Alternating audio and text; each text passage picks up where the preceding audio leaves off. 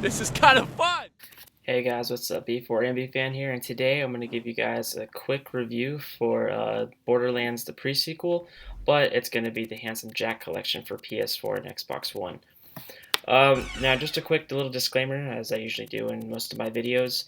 This is actually my first time ever playing the Presequel. I have played Borderlands and Borderlands 2 on the PS3 previously.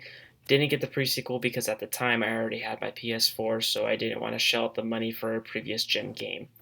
But once the Handsome Jack collection was announced, I went ahead and bought it anyways because it came with the DLC as well as Borderlands 2 with all its DLC as well. So let's just go ahead and get right into the review. Now, Borderlands the Presequel is definitely a different setting. It's obviously the Presequel being Borderlands 1.5 technically. So it's interesting because the characters that you're playing as are villains in Borderlands 2, having that knowledge. You actually play as the bad guys, but in this case they are the good guys. So it was an interesting little story bit. It's the same Borderlands theme. Find a vault, as a vault hunter, do a bunch of little side quests in the middle, and then eventually you'll get to open the vault and for all its glory.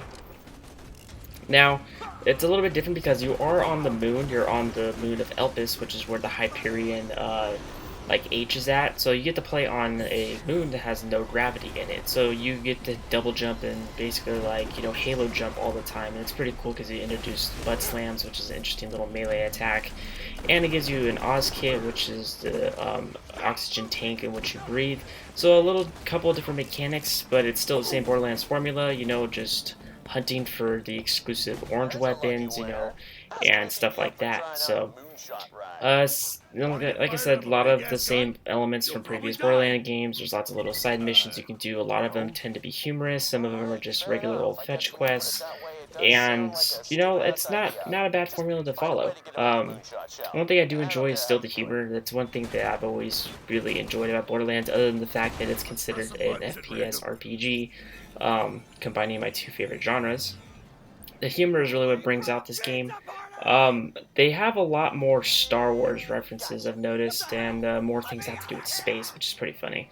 Um, but yeah, that's pretty much all I have to say about it as the game as a whole, and the story and all that story arc and all that stuff.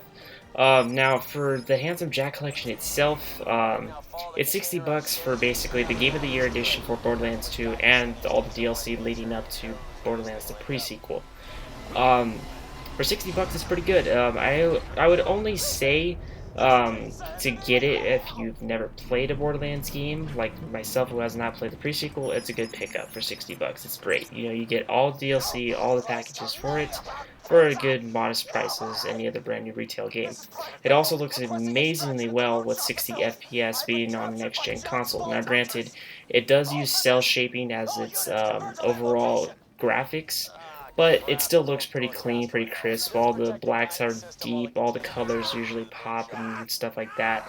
And animations such as like the shield animation, where if you have a adaptive shield, the colors are vibrant and like active versus just being a regular old outline on previous gen.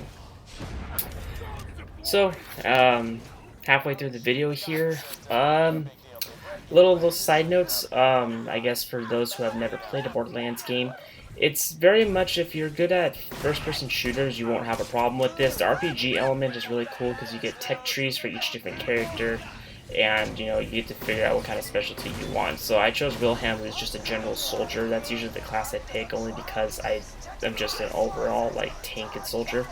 So I get little buddies that one of which will do regular missile strikes, and another will heal me and reload my shield when I'm damaged, as well as my teammates if I played online. Now, none of my friends had the Borderlands collection as of this review, so I don't know what the online play was like. I'm assuming if it was like last gen, it's pretty good. There's no lag. You can trade loot as you always could before. And of course, fighting enemies and raid bosses give higher loot chance and more rarity. So I know that that's probably just as well. I just never got around to doing it considering that no one else had this game. So coming down to the last minute, I guess I'll just go ahead and start giving my final little notes here. Plus sides of the game is that it looks beautiful on PS4. The 60 FPS looks amazing. It looks really good. Running is fluid and stuff like that. The Borderlands pre-sequel game itself has the same Borderlands formula, very much the same humor, same leveling system, new cast of characters, but still all the same jokes, which I really enjoyed. And the DLC, which I haven't not dived into, but I'm sure was also just the same quality as previous Borderlands games as well.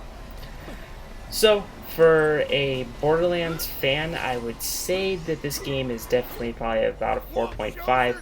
However, for myself, I'm gonna give it a 3.5 only because it is still $60 for a game that I have already played in last gen, meaning Borderlands 2. So 60 bucks is a little steep, but if you have never picked up a Borderlands game and you have next gen, I highly recommend picking it up and picking it up as a 4.5. But if you've already played a Borderlands game before and have played this on last gen and just are thinking about getting a new game, I would definitely pass or just pick this game up once it becomes at a lower reduced price. So that's about does it for my review for the Borderlands pre-sequel as well as the Borderlands Handsome Jack collection. As always, if you like this video, give it a like and a share. If you're new to my channel, be sure to hit that subscribe button for more videos like this and more. And as always, this is B4MV Fan signing out.